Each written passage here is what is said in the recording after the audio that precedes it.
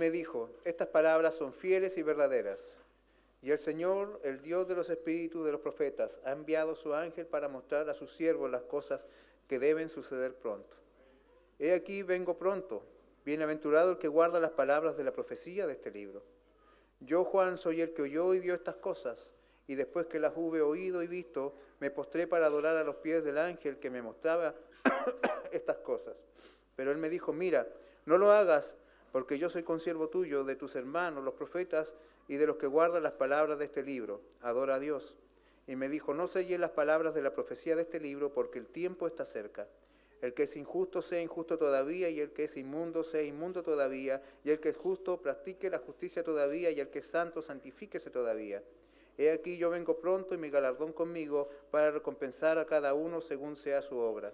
Yo soy el alfa y la omega, el principio y el fin, el primero y el último. Bienaventurados los que lavan sus ropas para tener derecho al árbol de la vida y para entrar por las puertas de la ciudad. Mas los perros estarán fuera, y los hechiceros, los fornicarios, los homicidas, los idólatras, y todo aquel que ama y hace mentira. Amén. Tome sus asientos, hermanos. Hermanos, yo creo que todos hemos sido testigos como las noticias de las últimas semanas a nivel internacional han llenado de tensión el ambiente. Vemos, hermanos, que las noticias, sobre todo las relacionadas con guerras en Medio Oriente, normalmente despiertan los intereses escatológicos de muchos, sino de todos, podríamos decirlo. Gente que no necesariamente tenga una afiliación religiosa, se identifique como cristiano, como judío, como musulmán.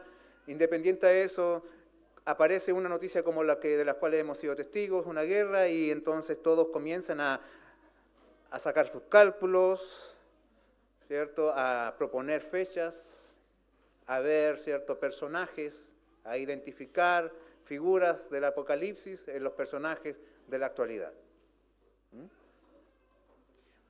Y dentro del círculo, hermanos, más occidental y cristiano, comienzan los cálculos para determinar una nueva fecha, ¿cierto? Que puede ser el día de la venida del Señor o del arrebatamiento, como ellos dicen. Pero hermanos, usted más de alguna vez nos ha oído decir de que nuestra escatología, nuestro entendimiento, ¿cierto?, de los tiempos finales, no está determinado por las noticias, no está determinado por lo que ocurre en Medio Oriente, sino que por algo mucho más certero, y esto es por la palabra que Cristo mismo dijo. Amén. Hermanos, sabemos que Cristo viene. Viene, pero no porque hay guerras en Medio Oriente, sino porque aquel que es fiel y verdadero lo ha afirmado.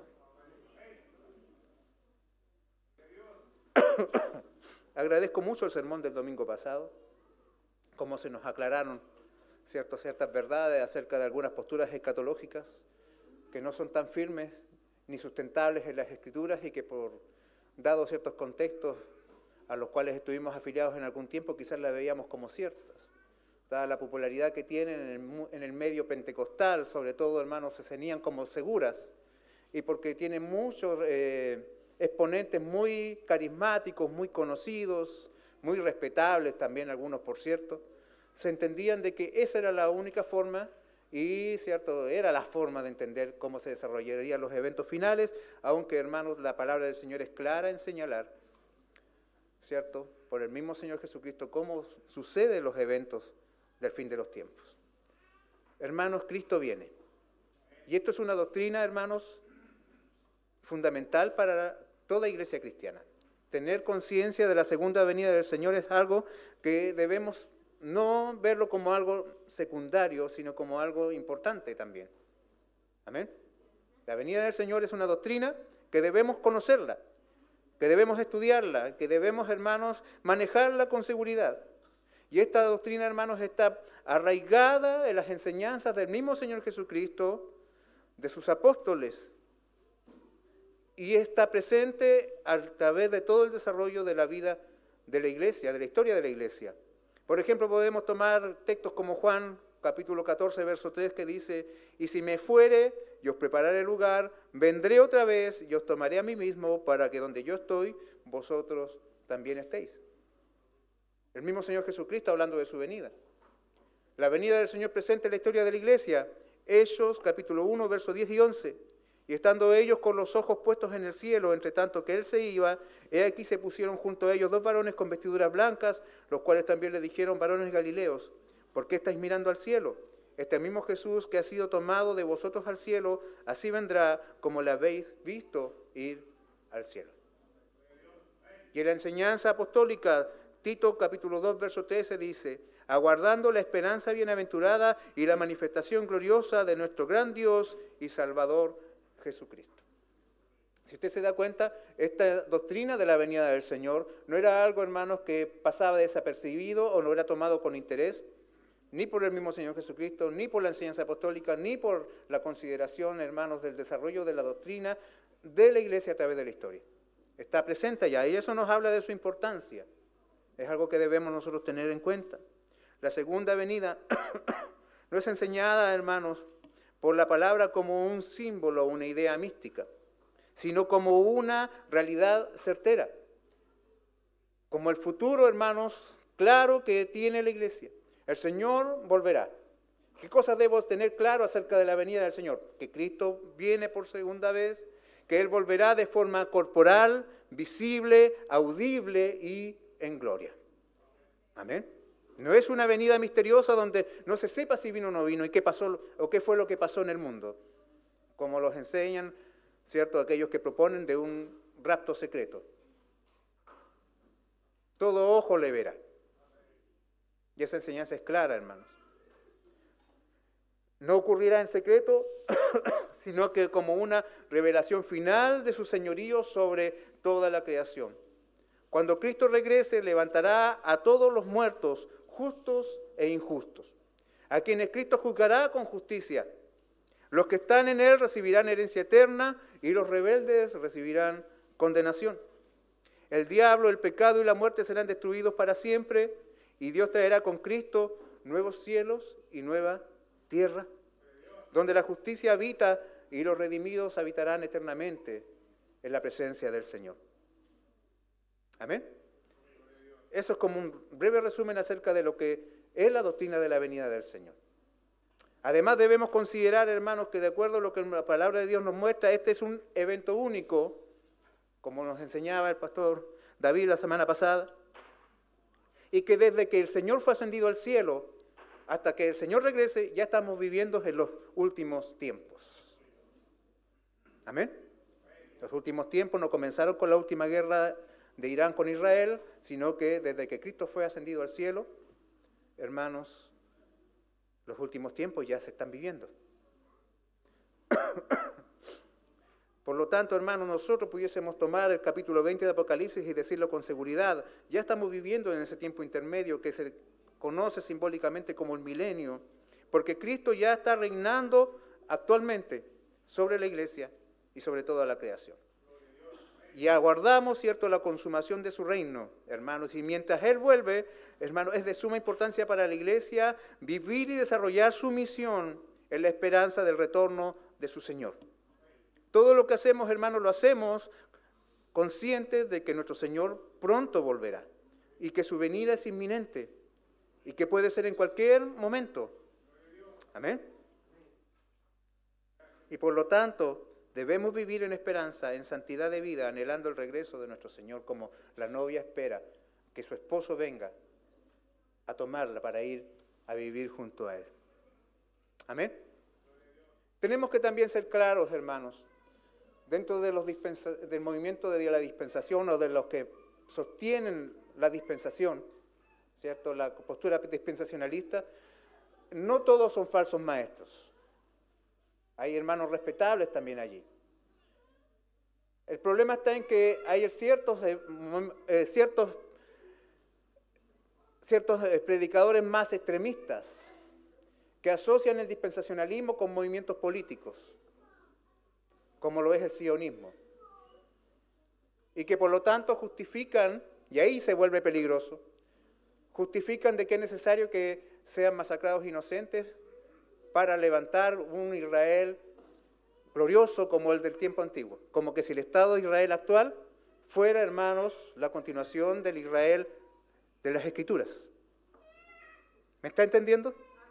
Por eso, hermanos, nosotros aquí en el templo no tenemos bandera del Estado de Israel, no tenemos menorá, el pastor pasa con su pelito sin nada aquí arriba, porque no soy judío, ni tampoco considero que las costumbres judías sean mejores que las nuestras.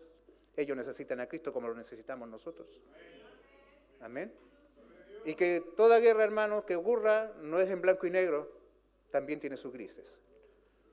Las bombas, el Estado iraní es un Estado terrorista, financia terroristas. Lo que ocurrió el 7 de octubre en Israel es un acto terrorista, hermanos, que merece represalias. El movimiento Hamas tiene que ser, hermanos, erradicado como cualquier otro grupo terrorista, ISIS, Hezbollah, Boko Haram, que están matando cristianos en este tiempo en Nigeria. Hace un par de semanas más de 200 hermanos fueron masacrados por estos movimientos terroristas. Estos movimientos necesitan, hermanos, estos grupos tienen que recibir justicia. Amén.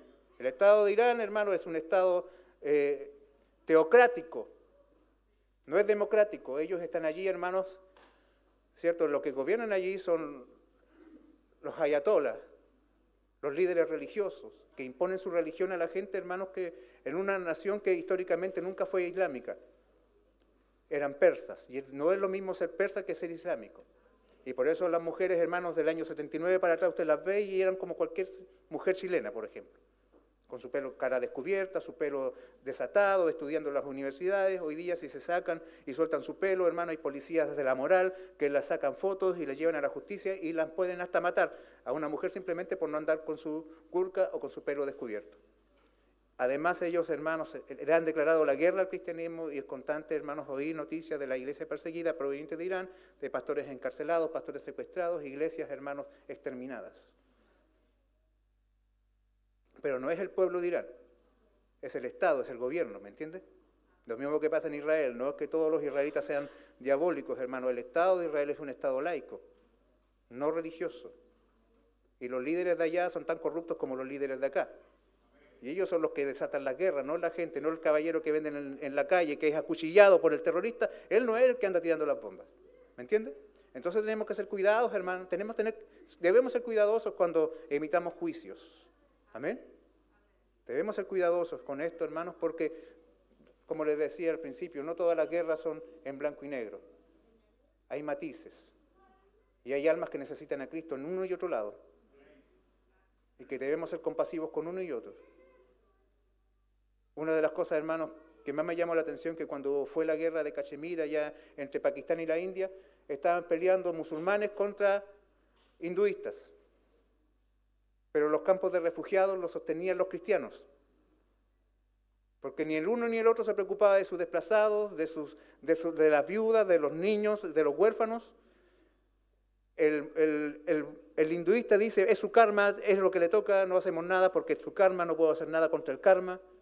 El islamista dice, bueno, a nosotros no nos corresponde atender a los débiles, y los que atendían a los necesitados siempre fueron los cristianos. Entonces nosotros, hermanos, nunca debemos dejar de saber de que el llamado de la iglesia es a tener compasión y a ver el sufrimiento del otro, hermano, independiente de si es budista, musulmán, si es lo que sea, hermanos, si hay que extender la mano debemos hacerla.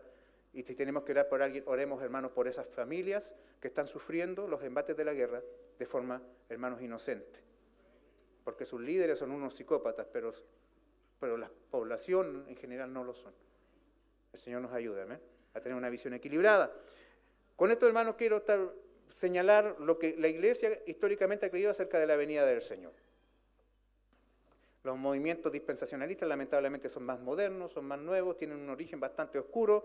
No lo vamos a ver ahora, seguramente en algún estudio lo vamos a considerar, pero no surgen del estudio exhaustivo de la palabra, sino más bien surgen de visiones, de sueños, de revelaciones de algunos particulares que luego fueron documentadas y fueron usadas políticamente para que luego alcanzaran tanta relevancia como la que vemos que tienen hasta hoy.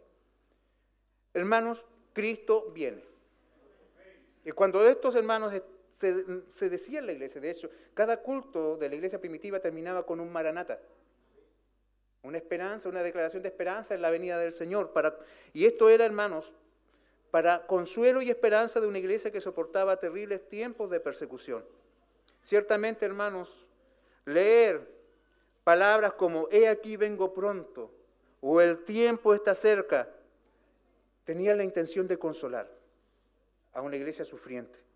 Y aunque han pasado 2000 años de que el exiliado Juan oyó estas palabras, estas siguen teniendo el mismo significado para nosotros, que nos encontramos en la última etapa de la historia. Y aunque han pasado 2000 años, hermanos, en el calendario de Cristo, su regreso es próximo. Desde el derramamiento del Espíritu Santo en Pentecostés, desde ahí en adelante solamente falta un acontecimiento significativo. Solo hay un acontecimiento significativo pendiente en el desarrollo de la historia de la redención. Y este es la venida de nuestro Señor Jesucristo por segunda vez. Es lo único que falta que ocurra. Es el único evento futuro, hermanos, de la historia de la redención. Y de esto, hermanos, tenemos absoluta certeza de que Cristo volverá. No porque Israel sea el reloj profético de Dios, sino porque Cristo lo ha dicho, porque Cristo es quien marca los eventos proféticos en base a su soberanía. Cristo volverá, hermanos, y volverá en cualquier momento. El día más amado y anhelado por los santos del Señor a través de la historia es inminente. Y el anuncio, he aquí, vengo pronto, no está escrito, hermanos, para dejarnos sumidos en el terror, para dejarnos sumidos en el espanto, ni en la incertidumbre, sino que están escritos para pastorear nuestros corazones en la espera del encuentro con nuestro amado Señor. Para pastorearnos mientras aún estamos en este sendero donde el dolor, las lágrimas están presentes. Por lo tanto, nuestra espera debe estar marcada, hermanos, en la certeza de su regreso. Ni la apatía, ni la negligencia son los rasgos de un bienaventurado. La tibieza no es característica de aquel que está esperando la venida del Señor y que ama la venida del Señor. Estas palabras, hermanos,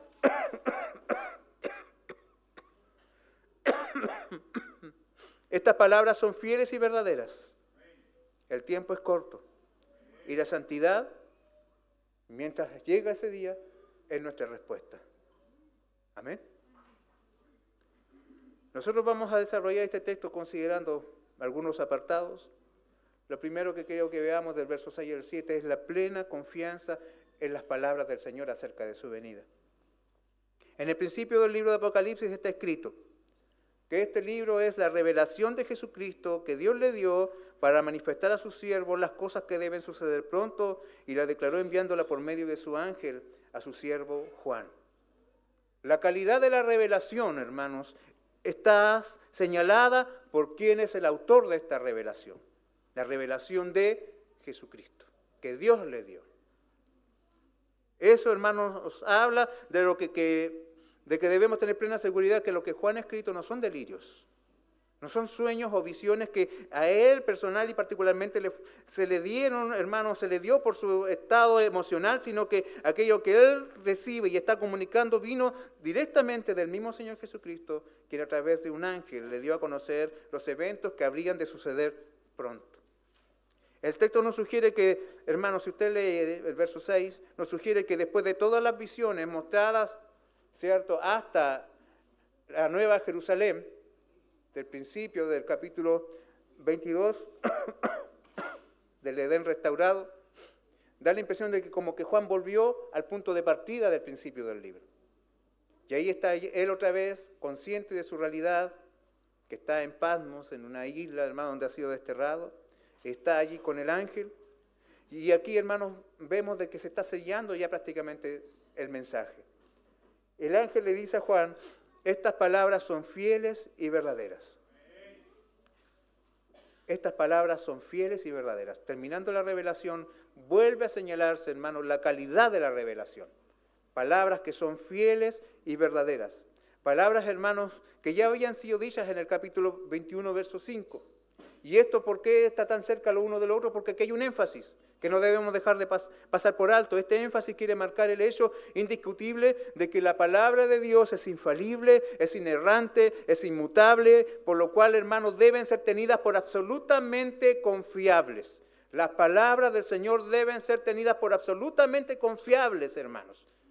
Y esto es glorioso. Porque cuánta gente corre detrás de la supuesta revelación que alguien tuvo, de que alguien tuvo un sueño. La hermana de tal iglesia se soñó que Cristo viene y todos van porque la hermana se soñó. Hermanos, yo sé que Cristo viene porque estas palabras son fieles y verdaderas. estas palabras. La revelación del Señor Jesucristo. Por lo tanto, hermanos, en lo absoluto hay margen de error en lo que el Señor ha revelado. Para nada. Es certero. Es absolutamente certero. Las palabras del Señor reflejan perfectamente el carácter del Señor. Y no hay necesidad de ello, hermanos. El que lo haga, no hay necesidad de ir modificando el texto, porque aquel que lo hace, hermanos, dice el mismo texto que está bajo maldición. No hay que hacerlo, hermanos, para que esto resulte aceptable o creíble al lector, porque el autor de estas palabras, como dice el texto, y el Señor, el Dios de los espíritus de los profetas.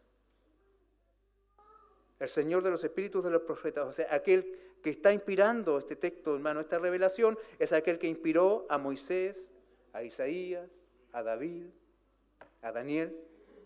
Él es quien está detrás de esta revelación. Y por lo tanto el libro es genuino, tiene un sello indestructible. Su autor es Dios mismo. Él comunicó sus palabras a través de un ángel y utilizó los talentos de Juan, el idioma que Juan usaba, la habilidad que Juan tenía para escribir, el conocimiento que Juan tiene de las Escrituras. ¿Se dio cuenta de eso? Cómo él constantemente a través de su revelación está tomando, hermanos, palabras del Antiguo Testamento. Es porque él conocía, hermanos, el Antiguo Testamento. Y el Espíritu Santo fue utilizando todo aquello, hermanos, para desarrollar el libro. Pero el autor principal aquí es Dios. Y eso le da, hermanos, un sello de absoluta confiabilidad a la revelación que ha sido entregada. Y acá, hermanos, podemos ver de que el ángel le muestra cuál es el propósito de esta revelación. Dice que ha enviado a su ángel para mostrar a sus siervos las cosas que deben suceder pronto. El propósito de esta revelación es que sus siervos no estén en la oscuridad ni la incertidumbre acerca del futuro. Ellos deben saber que lo que debe suceder va a suceder pronto. Y este pronto, hermanos, según algunos, debe irse repensando en la medida que el tiempo va pasando. Porque según ellos, hermanos, suceder pronto ha ido perdiendo valor en la medida que los siglos han ido transcurriendo. Si de hecho, hermanos, nosotros podemos ver que para Pablo y la iglesia del primer siglo era una certeza de que la venida del Señor ocurriría en su generación, pero no fue así. Muchos santos de hecho han dormido esperando el cumplimiento de estas profecías, pero el significado de pronto, de las palabras pronto y su valor siguen siendo el mismo para esta generación, como lo fue para Pablo y para cada santo de Dios que ha partido a su presencia a través de la historia esperando que el Señor regrese. No tiene que ser repensado, no tiene que ser reinterpretado. Cuando dice que es pronto, se nos está dejando clara la idea de absoluta inminencia. Desde la perspectiva del Señor, los eventos predichos tienen un cumplimiento cierto. Estas palabras, por lo tanto, añaden sobriedad a lo escrito. La consumación está cerca. Si yo sé que algo está pronto a ocurrir, hermanos, ¿qué debo hacer? Mi vida tendrá justamente una dirección clara cómo ser desarrollada. En el verso 7 hay una afirmación maravillosa, hermanos. Dice aquí, he aquí vengo pronto. Bienaventurado el que guarda las palabras de la profecía de este libro. Lo que aquí vemos, hermanos, en el verso 7 es una afirmación de pacto, un compromiso que debe ser tenido en cuenta de forma solemne. El Señor dice, he aquí vengo pronto. Y esto es maravilloso, hermanos, porque esto está diciendo que el Señor mismo se sujeta a ser firme en la consumación de la redención. De que Él, hermanos, declara esto y con esto se compromete a volver. Amén.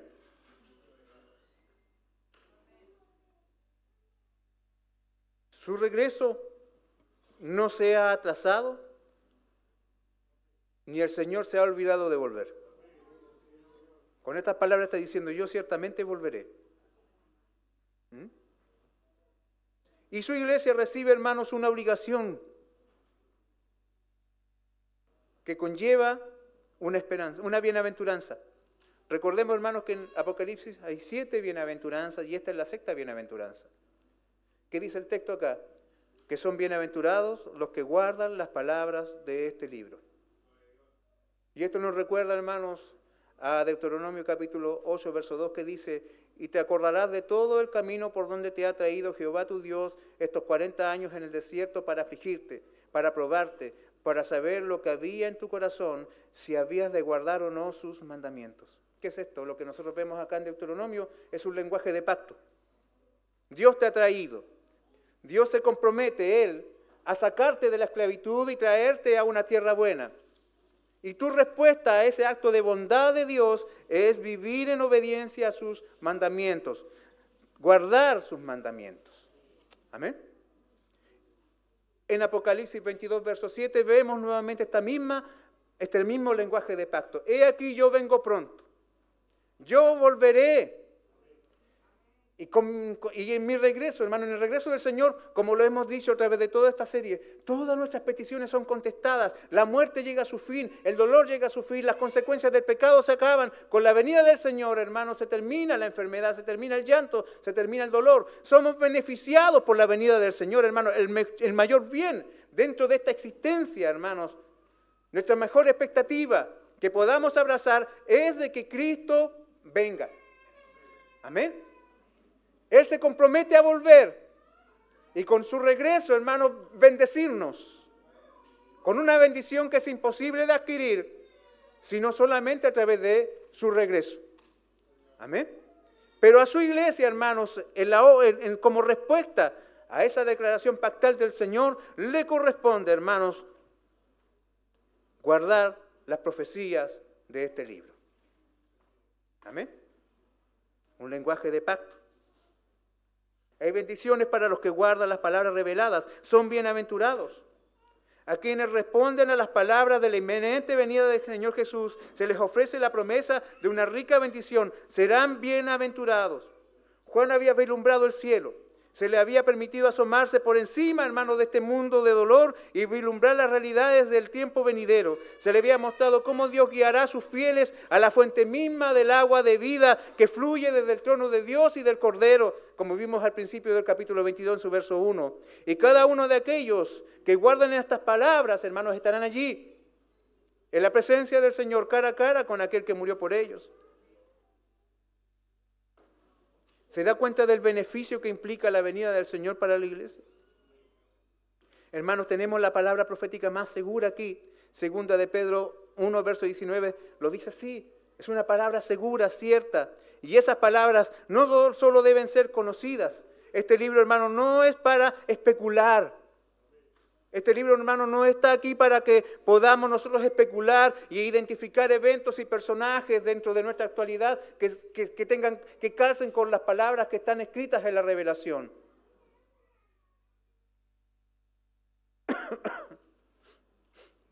El libro de Apocalipsis, hermano, no fue escrito para que yo esté buscando quién será el anticristo.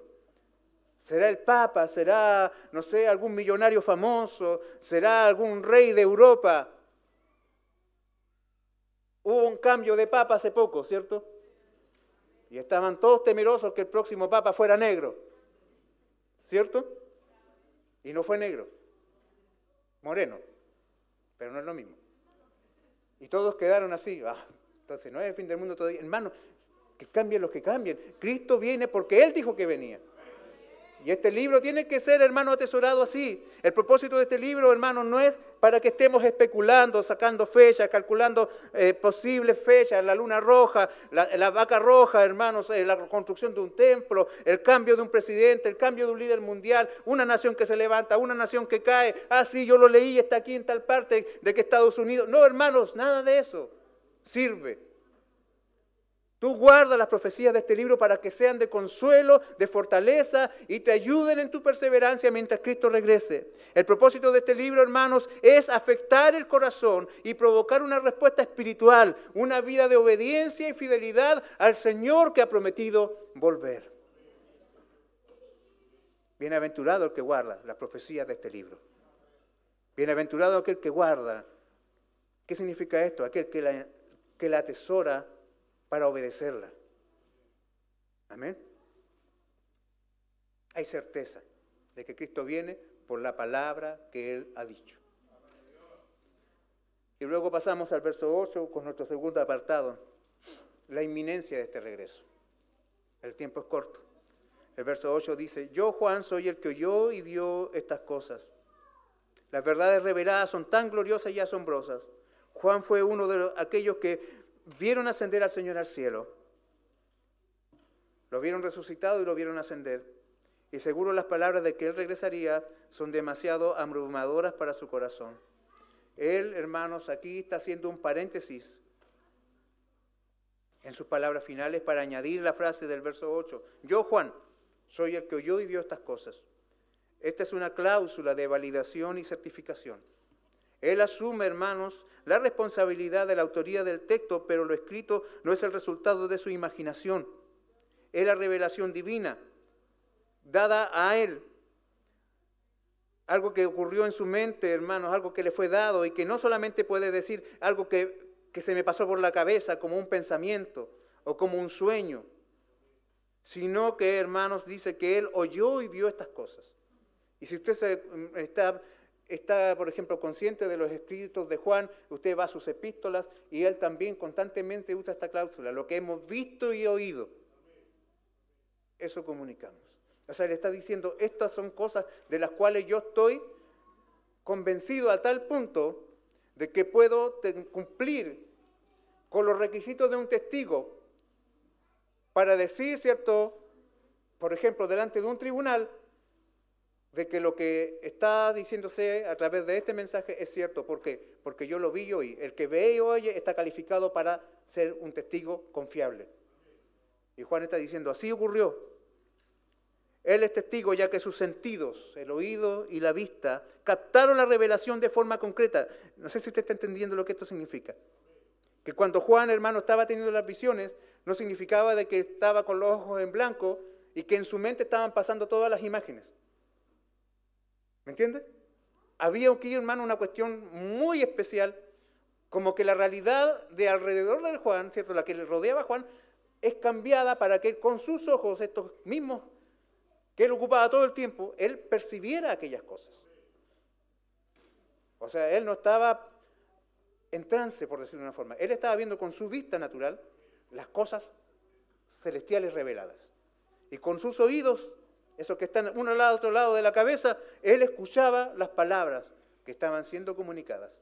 O sea, yo no estaba borracho, yo no estaba perdido, mi mente no estaba ida, estaba completamente sobrio, estaba completamente despierto y estaba recibiendo esta revelación y por lo tanto puedo dar testimonio de lo que ha sido comunicado como algo cierto. Y mi nombre, yo Juan, está allí para decir, yo me hago responsable. ¿Me entiende? Bendito sea el Señor por eso. Esto habla, hermanos, de que Él califica como un testigo confiable. La visión, hermanos, todo lo que le ha sido manifestado, toda esta revelación concreta, hermanos, todo lo que incluye el libro de Apocalipsis, la visión del Señor glorificado del principio del libro, las cartas a las 7 iglesias, los sellos, las trompetas, las plagas, el juicio final, la nueva Jerusalén, todo aquello, hermanos, Él lo recibió a través de su visión y a través de su oído. Y por lo tanto, Él da testimonio de que todo eso es cierto, de que Él, hermanos, oyó y vio estas cosas. Y ahora vemos la respuesta de Juan ante la gloriosa afirmación oída. Estas palabras son fieles y verdaderas. He aquí vengo pronto. Eso, hermanos, ¿qué causó en el corazón de Juan? Una necesidad urgente de adorar. Amén. Antes, cuando yo era niño y escuchaba que el Señor venía pronto, lo que más llegaba a mi corazón era un terror espantoso. Un miedo, hermanos, que me paralizaba. Saber que Cristo volvería era algo, hermanos, que a mí me causaba pánico.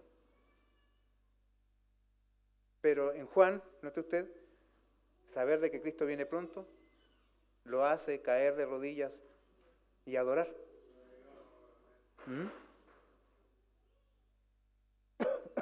La respuesta de Juan ante la gloriosa afirmación oída ha sobrecogido su alma y él se postra para adorar. Si usted se acuerda, algo parecido ocurrió ya en el capítulo 19, verso 10, donde Juan ve el banquete nupcial de la esposa, ¿cierto?, con su esposo. Ahora cae a los pies del ángel, siente una urgente necesidad de adorar ante una verdad tan sobrecogedora. Su corazón está sobrepasado por la gloriosa verdad que contrasta tan grandemente con la realidad que se vive en la tierra, hermanos. Saber de que Cristo viene para alguien, hermanos, que está exiliado. Y que Él se lo va a comunicar a sus hermanos escarcelados, a sus hermanos torturados, a sus hermanos perseguidos. ¿Qué cree usted que ha pasado con un corazón que es de carne y hueso? Con un corazón, hermanos, que tiene sentimientos, que ama a sus hermanos. Simplemente no haya qué hacer con tanta maravilla que cae, hermanos, postrado ante esa comunicación tan gloriosa. Cristo volverá pronto. ¿Qué podría hacer ante esa verdad sino adorar? Pero el ángel lo detiene. Solo hay uno que debe ser adorado y es aquel quien es el autor de este libro. Dios, el único digno de ser adorado. Los demás, el ángel, Juan, los profetas y cualquier creyente a través de todos los siglos están al mismo nivel. Son criaturas que tienen y que son llamados a encontrar todo su deleite en su Creador y en nadie más que Él. Y luego de esta reacción de Juan ante tan gloriosa manifestación, recibe una instrucción muy tajante en el verso 10, donde se le dice de la siguiente manera: no sellen las palabras de la profecía de este libro, porque el tiempo está cerca. Hay una instrucción parecida, pero a la inversa, en el libro de Daniel capítulo 12, verso 9, que dice: él respondió, anda Daniel, pues estas palabras están cerradas y selladas hasta el fin de los tiempos. O sea, no selles este libro hasta el fin de los tiempos. O sea, sella estas palabras, porque sin duda hay una diferencia entre el tiempo en que recibe el mensaje Daniel y el tiempo que recibe el mensaje Juan. ¿Por qué es diferente, hermanos? Porque lo que recibió el profeta Daniel en su tiempo no tenía un efecto inmediato en ellos. Recuerda usted que cuando Daniel recibió las revelaciones, todavía faltaban eventos redentores que ocurrir. Amén. La venida del Mesías, el derramamiento del Espíritu Santo, la era de la iglesia. Todavía estaban pendientes en el tiempo de Daniel. Pero en cambio en el tiempo de Juan, el Mesías ya había venido, el Espíritu Santo ya había derramado y ya estábamos viviendo en la época de la iglesia. Lo único que falta es la venida del Señor. Y por lo tanto las palabras que Juan está recibiendo tienen un efecto inmediato para ellos, para la gente de esa época en la cual Juan está recibiendo la revelación. Y por eso a Juan se le manda no sellar las palabras de esta profecía. ¿Por qué? Porque el tiempo está cerca. Esto significa, hermanos, que sus verdades tienen un cumplimiento cierto en esta era. Solo falta que Cristo regrese y la historia habrá llegado a su fin. ¿Puedes dimensionar, hermanos, lo que esto significó para Juan? El tiempo está cerca. No sellen las palabras de este libro. ¿Se imagina usted lo que esto significó para Juan? ¿Cuánto más debiese significar para nosotros hoy? Que sin duda, hermanos, de esto estamos ciertos, de que el día del Señor hoy está más cerca que el día en que Juan recibió la revelación. Estas palabras son para ser puestas en el corazón de los creyentes, son para que sean comunicadas, para que sean proclamadas a todo el pueblo de Dios, los cuales, hermanos, dado de que el tiempo está cerca, no pueden darse el lujo de no estudiarlas, de no meditarlas, de no atesorarlas como el seguro consuelo en la tristeza.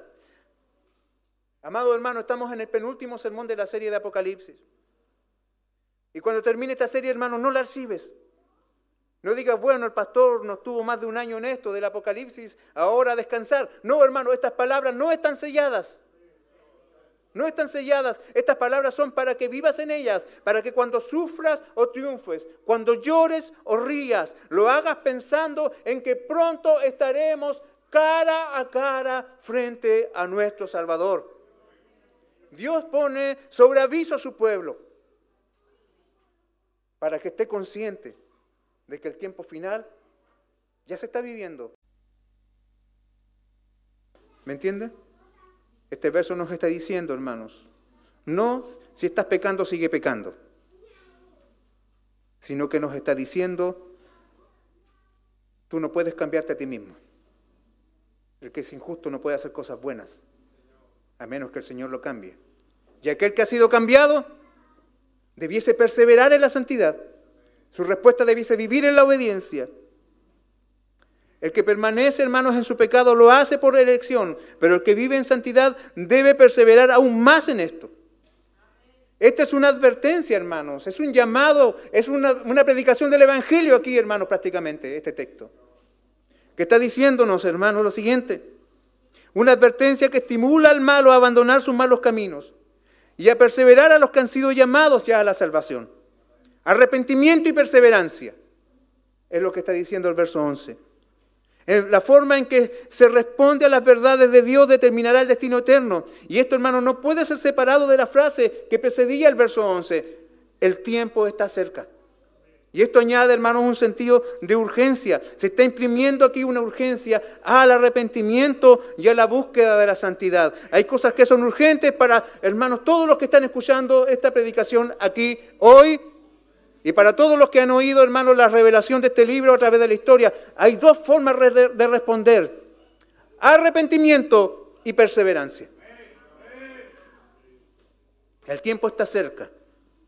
El inminente regreso del Señor debiera estimularnos a la perseverancia, al abandono de aquello que es ofensivo a la santidad de Dios. Hermano, esto no quiere decir que el Señor no esté dejando de llamar al arrepentimiento al pecador. El verso 11 nos está diciendo, ya aquí se terminó. Hermano, esto es como un regreso al tiempo presente. Cuando nosotros leemos el principio del capítulo 22, estamos viendo, hermanos, el futuro. Y aquí hay una constante de este cambio de escenario, del futuro al presente. Y aquí volvemos al presente. ¿Qué está haciendo el Señor con esto? Con estas expresiones del final del capítulo 22, hermanos. Es que dado el futuro inminente, en este presente, hay un llamado al arrepentimiento. Porque, hermanos, veamos lo que dice Ezequiel 18, verso 32. Porque no quiero la muerte del que muere, dice Jehová el Señor, convertíos pues y viviréis.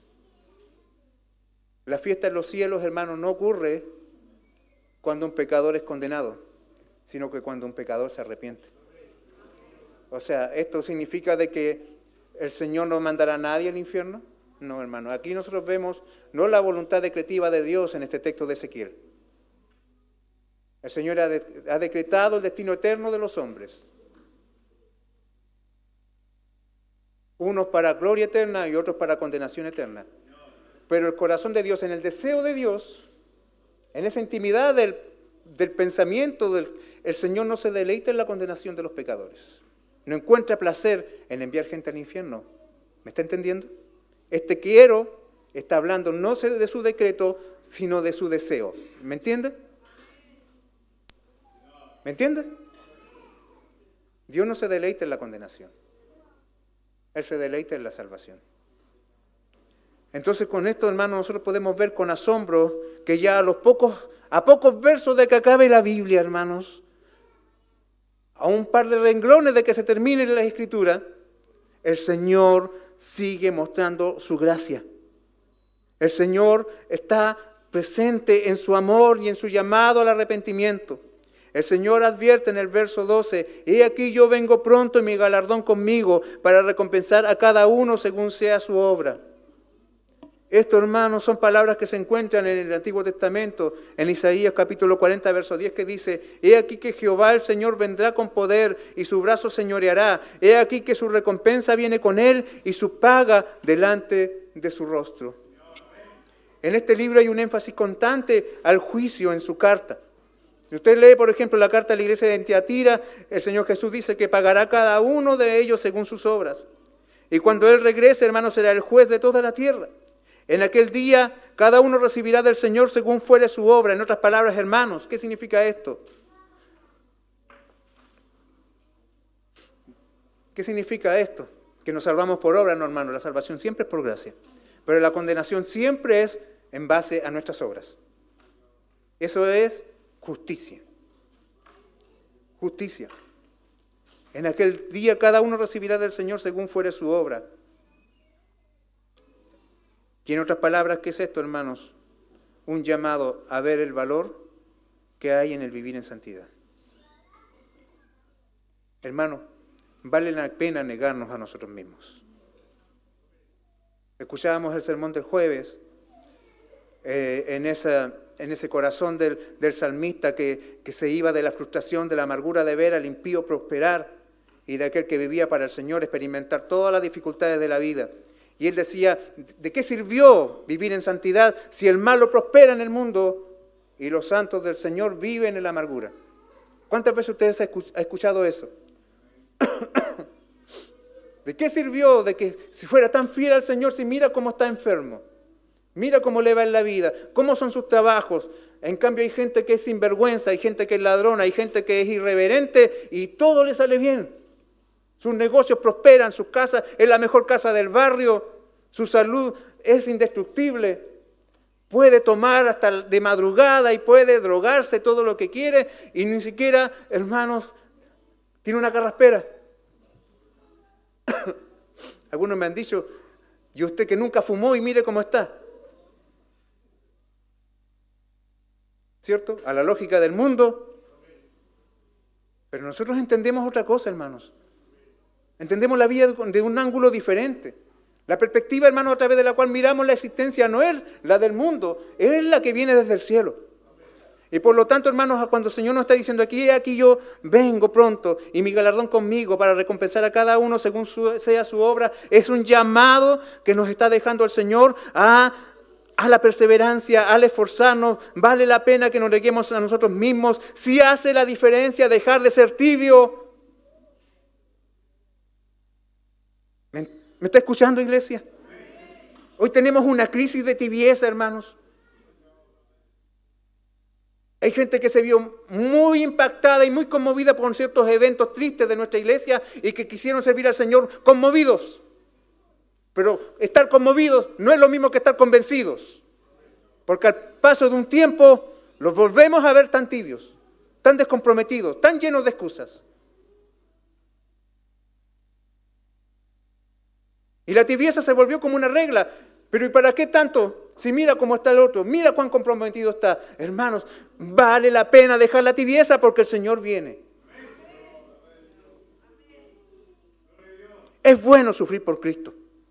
¿Por qué? Porque Dios, hermanos, sabe diferenciar al justo del injusto. Dios hace la diferencia. Él la ve, Él la nota. Para nosotros no hay diferencia. ¿De qué vale? ¿De qué sirve buscar al Señor, buscar agradarle si las circunstancias de la vida son tan imperfectas? Pero en cambio el Señor dice, sí hay diferencia, sí vale la pena. No es lo mismo para mí el que es obediente al que es desobediente. No es lo mismo para mí el que está sirviéndome con su corazón lleno de fervor a aquel que está con tibieza tratando de no dormirse en las bancas. Sí hay diferencia para el Señor. Y por lo tanto, hermanos, considera estas palabras porque son inmutables. Notemos cuán importantes son estas palabras que el Señor dice en el verso 12. Que Él las sella con la afirmación del verso 13. Yo soy el alfa y el omega, el principio y el fin, el primero y el último.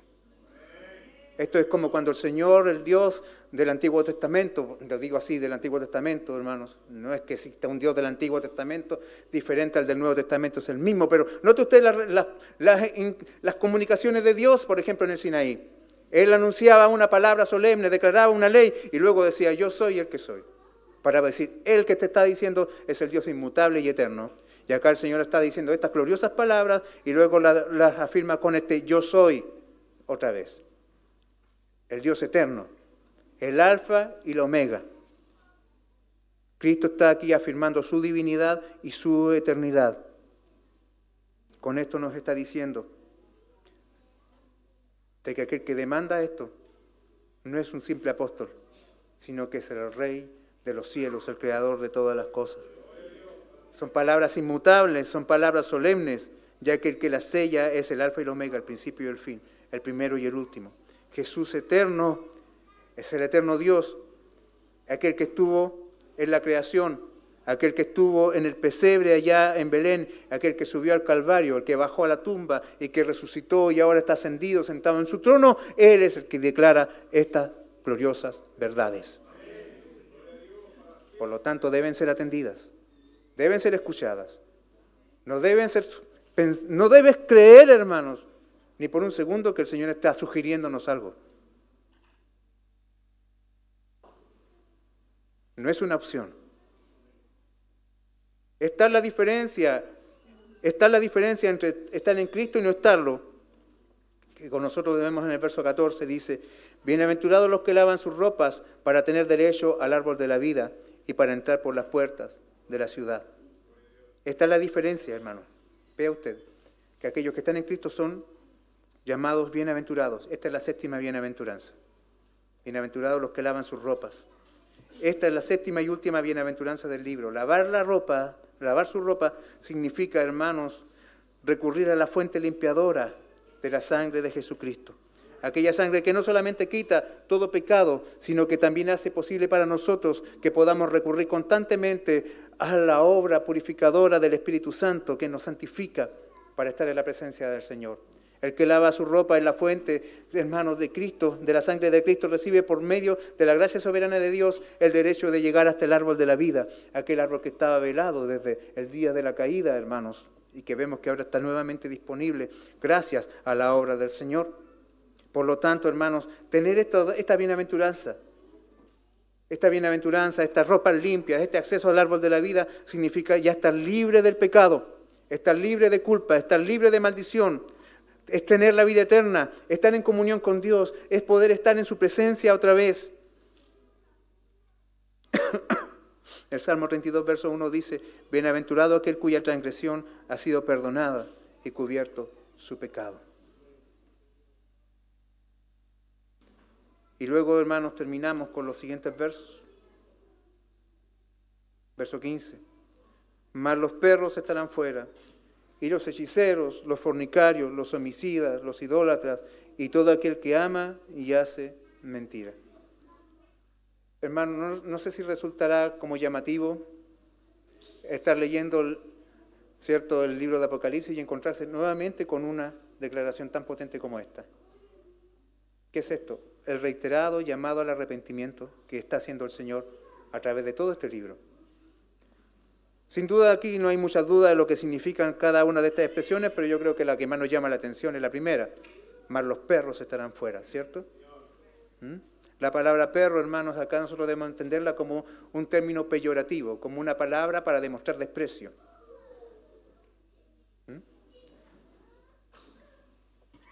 Y de acuerdo, hermanos, a la cultura de Juan y a la cultura, hermanos, oriental sobre todo, la expresión perro era usada generalmente para señalar todo aquello de lo cual convenía alejarse por lo despreciable que era.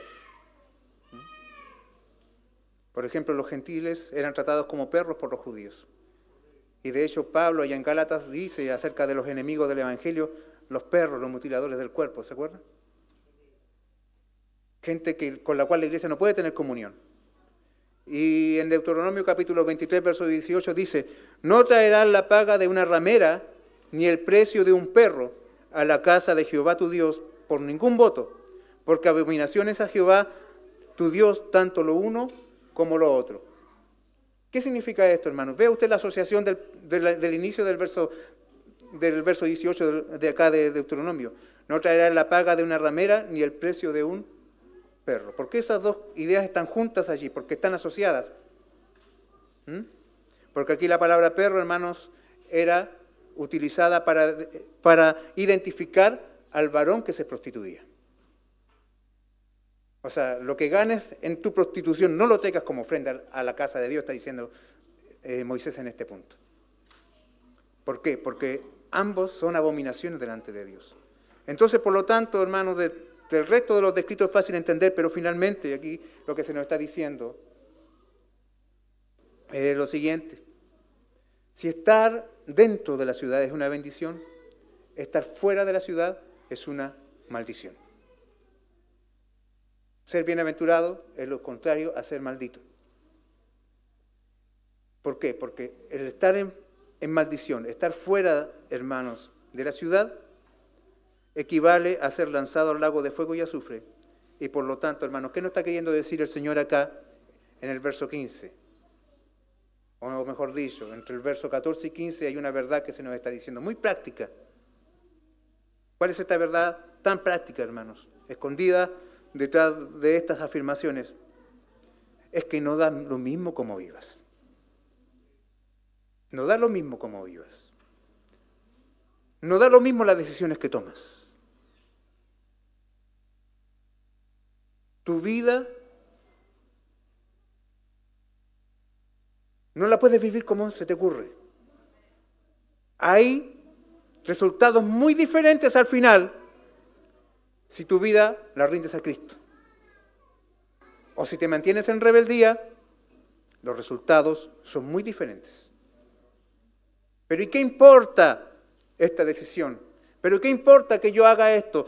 ¿Qué importa que lo que haga yo con mi vida? ¿Qué se meten ustedes con mi vida, hermano? No es el problema final de que tus papás se metan con tu vida. No es el problema de que el pastor o el consistorio tenga que ver con tu vida y esté analizando tus acciones. Ese no es el problema. El problema es qué piensa Cristo y qué hará con Cristo con tu vida en el día del juicio, si no lo consideras a Él. Porque no da lo mismo vivir de una manera u otra. Los resultados son diferentes. Hermanos, no da lo mismo rendir o no tu vida a Cristo. Hay consecuencias al final y estas son eternas. Podrás decir, pero yo no soy de aquellos hechiceros, no soy un fornicario, no soy ni homicida, ni idólatra. Pero si oyes la voz del Señor que te llama al arrepentimiento y no vienes, si oyes al Señor ofreciendo agua de vida y no la aceptas,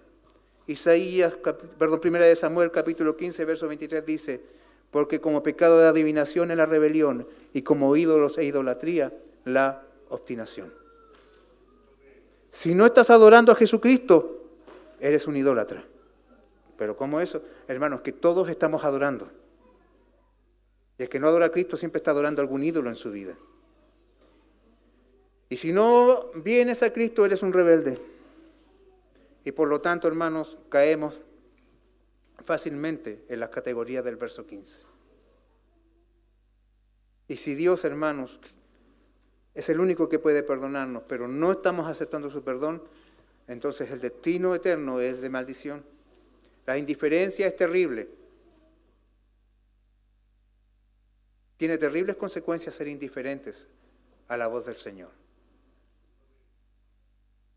¿Me está escuchando, hermano?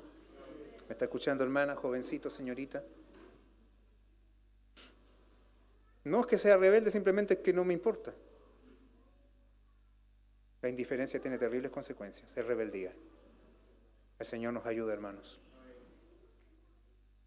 El rechazo a Jesús significa que a su regreso, ese día que será de gran alegría para los salvados, para aquellos que se mantienen en rebeldía, será un día de horrenda expectación y de gran tristeza. En conclusión, hermanos, la venida del Señor es cierta y esta certeza está firme en las palabras fieles y verdaderas del Señor. Cuando Jesús dice, he aquí vengo pronto, hermano, no lo dice en tono de amenaza, sino como una gloriosa esperanza para su pueblo. Y es razón suficiente para levantarte cuando te sientas cansado.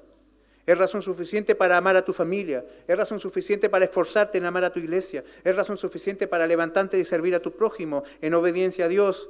Saber que pronto los cielos se abrirán debiera consolar nuestro corazón triste y cansado. Nos debiera dar certeza del pronto reencuentro con nuestros seres amados.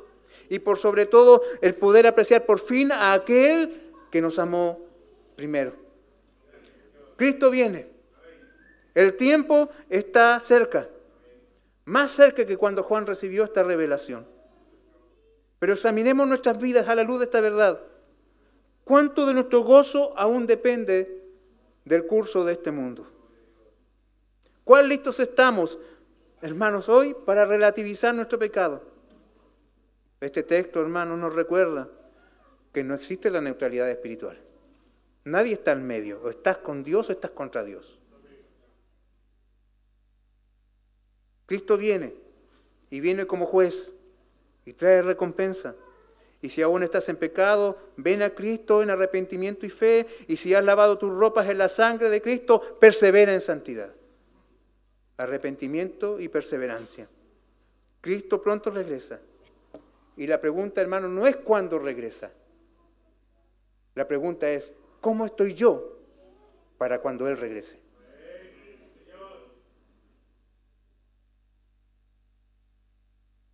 Esa es la gran pregunta. Y vuelve a considerar esta gloriosa verdad. Cuando el Señor dice, he aquí, vengo pronto, Él está buscando pastorear nuestros corazones con palabras de esperanza. Amén. Que el Señor bendiga a su iglesia a la espera de ese glorioso día. Pongámonos de pie y oremos al Señor.